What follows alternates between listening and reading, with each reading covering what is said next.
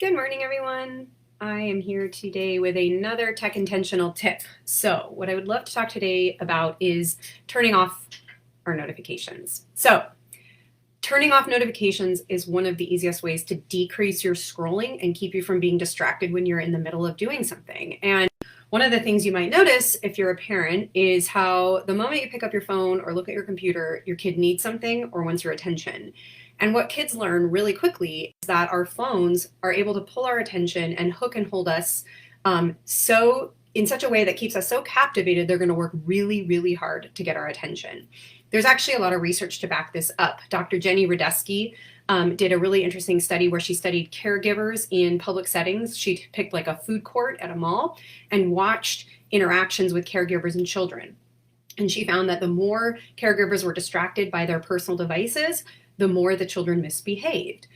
And this might seem really obvious because we know how easy it is to get sucked into our devices, and our children learn that because we're so sucked in, they need to work even harder to get our attention. And of course, if that means acting up or misbehaving or getting louder and louder, they're going to do that.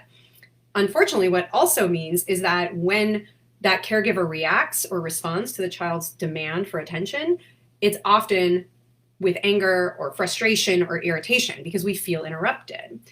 Unfortunately, our phones are designed to do this. It's not fair.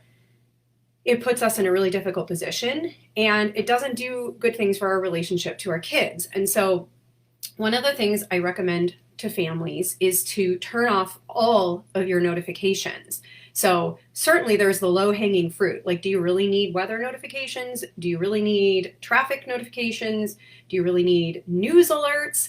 All of those things tend to increase our anxiety and increase our distraction.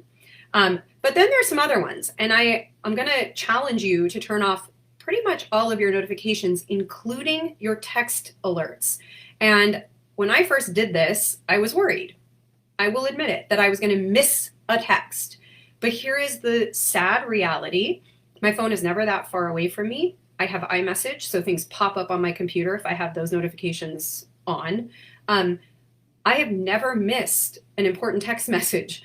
And if anything, what I do is I check it periodically to make sure, like, oh, I want to make sure I didn't miss a text message. I'm just going to check my phone, but not check it like open it. I can just check it, pick it up and see, oh, somebody, texted me and now I can look. If the goal is to decrease how much time we're looking and spending on our phones, that's great. We also can do a better job of decreasing and spending time on our phones by minimizing our distractions. We know that when we're trying to focus or do something and our phone is making noises, we're pulled away. So it's not even just our children, but it's our own productivity. So one of the easiest ways to do that is to turn off your notifications. And it's really easy. On an iPhone, you open your phone, you go to settings, and you open notifications. It's like one of the fifth or sixth things down.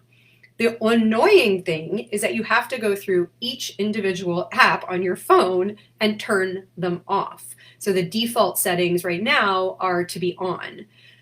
However, it is worth the few minutes it takes you to do this because it will decrease all of that distraction that's happening when you have your phone in your hand. So I have everything off with a few exceptions. I do leave my calendar alerts on. So if there's something like a meeting or a phone call and I want to be reminded, but I make it so that it vibrates or it just pops up visually. So there's all different kinds of nuances that you can do when you create those. You can also create alerts to go off for certain people and not other people. So like maybe you have a teenager and you want to be able to know when they're trying to text you. You could leave their notification sound on and everybody else is off. So I invite you to try this. I don't think you will be missing very much, and I think you'll be pleasantly surprised at how much it decreases the distractibility of your notifications going off and pulling you away. My husband has this great line that I love to share with people, which is that texting is giving someone permission who's not even in the room to interrupt you. So would we do that in real life if we were standing there and talking to our kids or our friends? Would we allow someone random to come up and interrupt us and pull us away? No, that would be really rude. So why do we let our phones do that? And can we pay more attention to how we let our phones do that? So that's your tech intentional tip for the day. Have a nice one.